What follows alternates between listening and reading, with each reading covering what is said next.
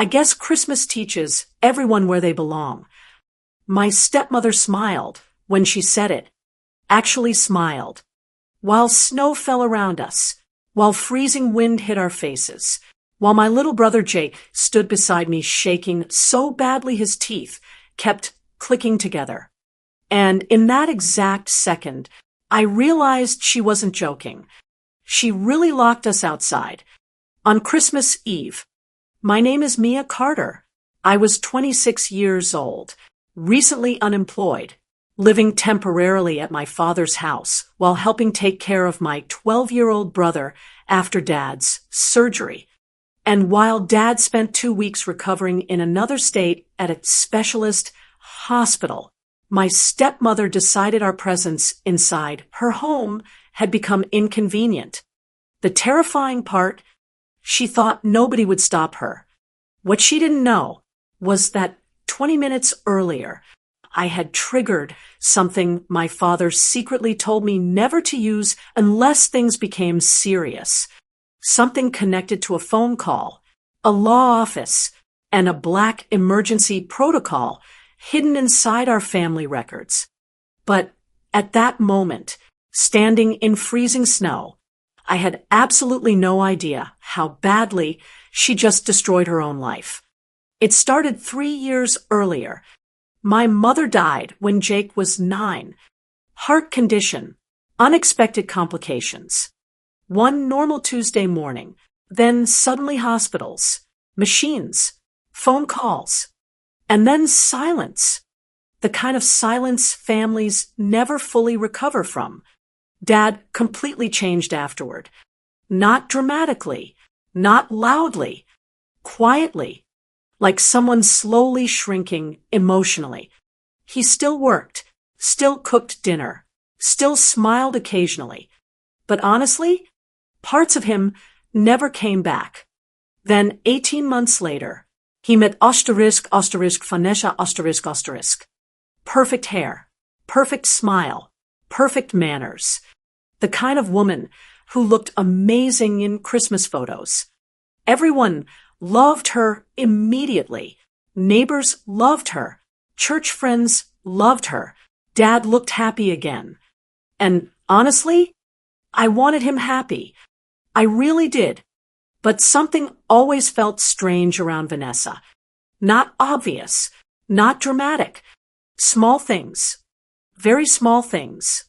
She never criticized directly. She implied things. Jake seems emotional lately. Mia still hasn't figured life out completely. Families become stronger with structure. Harmless sentences.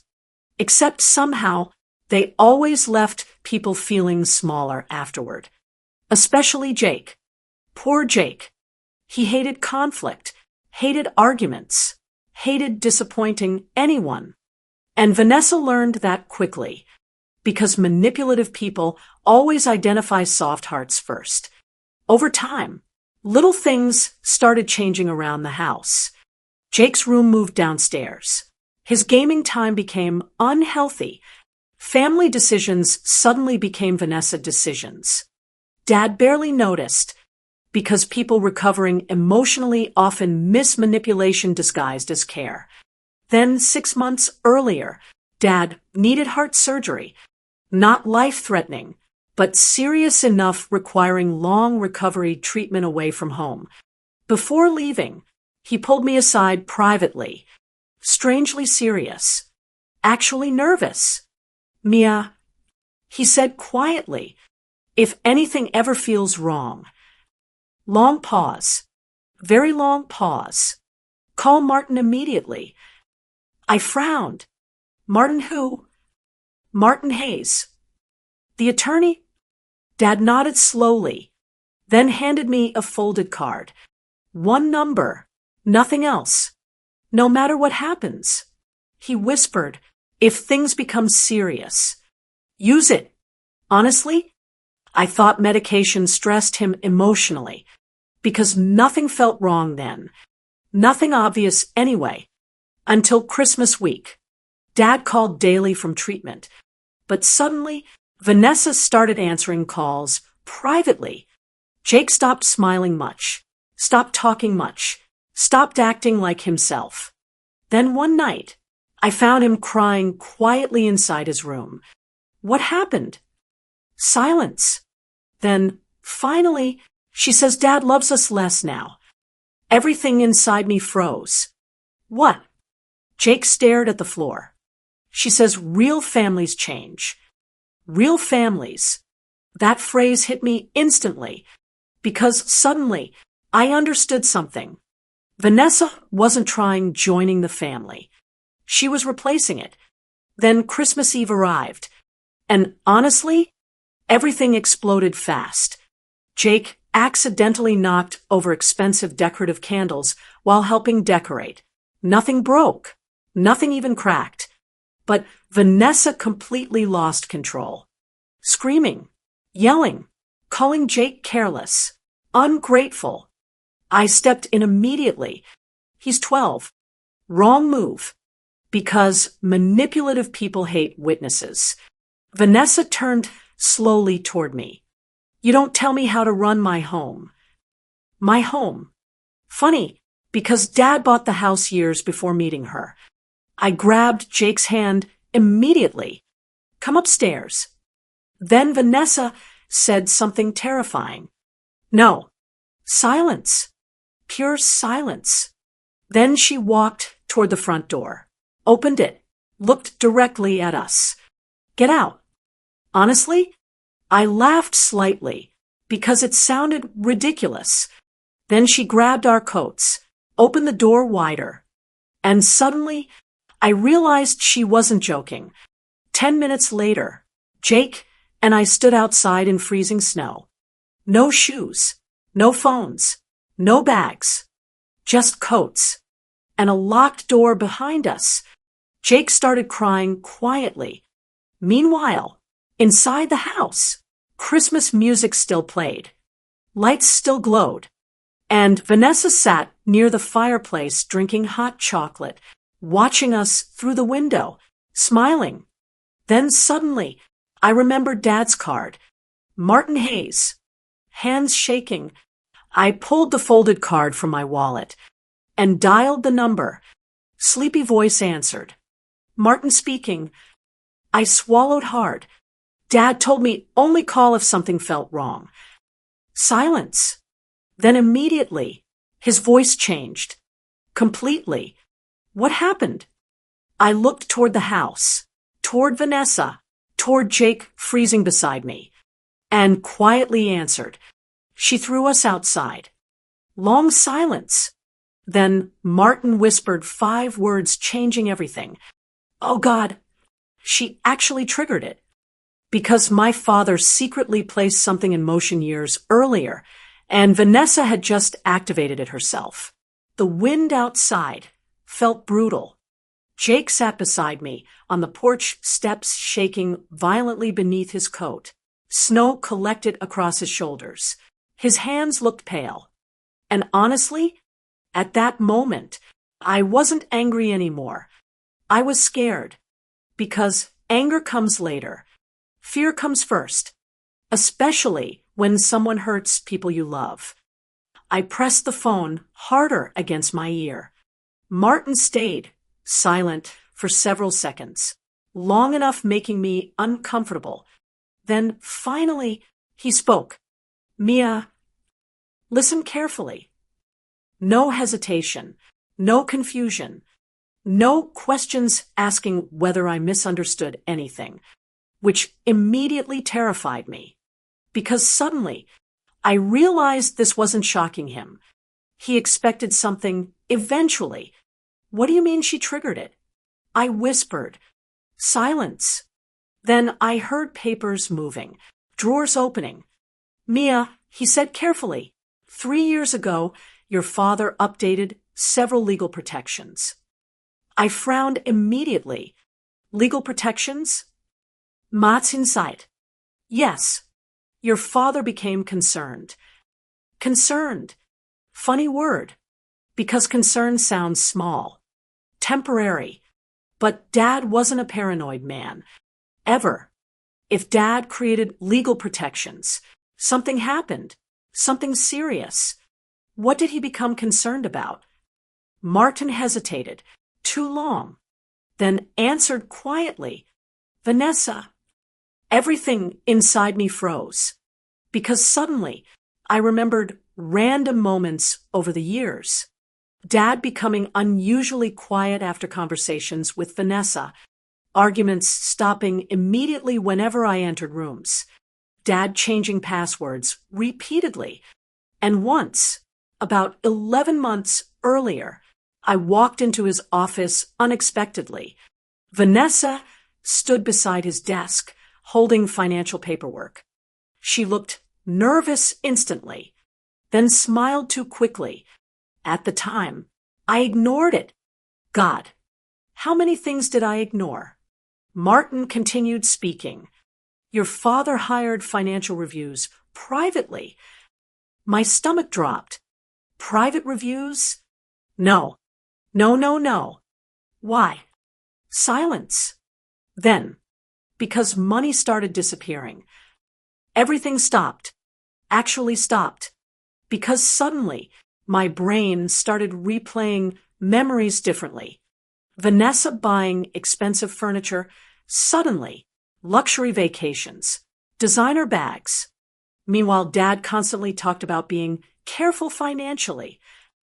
I thought retirement worried him. Apparently not. Then Martin said something even worse. At first, your father thought accounting errors caused it. But later, long pause. He stopped believing that. Jake looked up at me suddenly. Mia, he whispered. Headlights appeared at the end of the street. Black SUV, then another. 3 total. Slowly driving toward the house. My heartbeat accelerated instantly. Because suddenly, Martin whispered, Good. They're there. What? The vehicles stopped outside the driveway. Doors opened immediately. Several people stepped out. Men in coats, women carrying folders. One familiar face. Martin. Actually Martin. Standing there. Holding paperwork. I stared. What is happening? Martin looked toward the house, then toward me, and quietly said, Your father built an emergency clause. Emergency clause. The front door opened instantly. Vanessa stepped outside, still holding her mug, still smiling slightly, until she saw the vehicles. Then suddenly, everything changed. Because for the first time all night, Vanessa looked scared. Very scared. Because Dad's emergency clause didn't protect money. It protected ownership. Vanessa stared at Martin, then at the folders, then at the other people standing beside him. What is this? No smile now. No confidence. Nothing. Just panic. Martin walked forward calmly. Merry Christmas. Silence. Honestly, even I almost laughed. Because somehow hearing Merry Christmas during legal destruction felt surreal. Vanessa crossed her arms immediately. You can't come here. Martin looked around slowly, then smiled. Small smile. Actually, long pause. Yes, I can. Then he handed papers forward. Vanessa stared, and instantly her face lost color. Because suddenly, I understood something. She recognized them. Emergency property activation notice. My stomach dropped. Because suddenly, I remembered Dad's exact words months earlier. If anything feels wrong. Martin looked directly at me. Mia, your father transferred conditional ownership years ago. Silence. What? The house enters temporary trust protection if abuse, coercion, or forced removal occurs. Everything stopped. Because suddenly, I understood. Dad knew. Not exactly what would happen, but enough. Enough to prepare. Enough to protect us. Vanessa started shaking. Actually shaking. No. She whispered, "No, no, no." Then Martin delivered the sentence that destroyed her. "You locked the beneficiaries outside." Beneficiaries. Not guests, not family members. Beneficiaries. Jake looked at me, confused. Meanwhile, Vanessa looked horrified, because suddenly, Christmas became the worst day of her life. But the investigators discovered something hidden in Dad's office that made everything worse. Dad's office stayed locked after he left. Vanessa claimed respecting privacy mattered. Funny, because manipulative people suddenly respect boundaries only when secrets benefit them. One investigator opened the office quietly. Minutes later, he walked back carrying documents. Lots of documents. Bank records, property records, printed emails, and one notebook. Dad's handwriting covered every page. My breathing slowed immediately because suddenly I knew Dad documented everything. Dates, transfers, arguments, strange behavior. And one specific entry stopped me instantly. Vanessa requested ownership discussions again today. Another, money missing again. Another, if something happens unexpectedly, Martin already knows. I sat frozen because honestly, Dad spent years protecting us quietly while pretending everything was normal. Then I found the final page, written only 6 weeks earlier. If Mia is reading this, I'm sorry. Tears hit immediately. I ignored warning signs too long. I kept hoping love would fix character. It doesn't. Silence. Because suddenly, I missed Dad more than ever. But the financial investigation revealed Vanessa planned something far worse than throwing us outside. 2 hours later, investigators uncovered email drafts, property estimates, real estate meetings, sale projections. My heart stopped because Vanessa wasn't protecting anything. She wasn't organizing finances. She was preparing to sell the house. Dad's house. Our house. And suddenly, everything clicked. The emotional manipulation. Jake becoming isolated. Dad becoming distant. The ownership questions. This wasn't emotional chaos. This was planning. Years of planning. Then Martin found signed documents. Not real signatures. Forged ones. Dad's name. Mine. Even Jake's. Jake stared silently. "Mia," he whispered. "She wanted us gone?" That question hurt worse than everything else. Because children always ask pain, honestly. And honestly, I couldn't lie anymore. I hugged him tightly. Yes. Silence. Then investigators approached Martin quietly, and whatever they said made him go pale. Because Vanessa wasn't alone in the scheme. Around 3:14 a.m., police vehicles arrived. Neighbors watched through windows.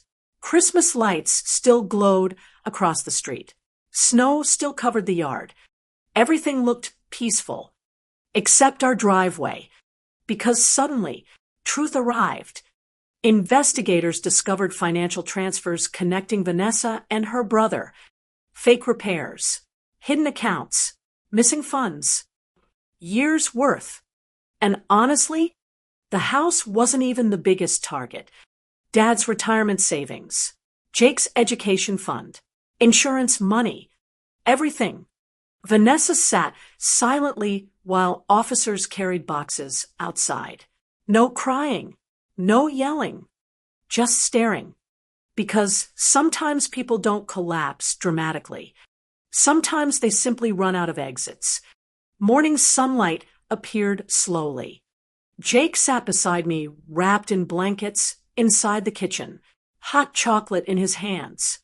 For the first time in weeks, he smiled. Small smile. Real smile. Then Martin handed me one envelope. Dad's handwriting. Again. Only one sentence inside. The people worth protecting should never need earning safety. I cried immediately because suddenly everything became clear. Dad didn't save the house. He saved us. Some people don't enter families looking for love. They enter looking for access. Access to money, access to control, access to power. But eventually truth arrives. And when it does, the masks people wear for years fall faster than snow. If this story pulled you in, stay with silent revenge stories, because the quietest revenge often begins with the coldest night.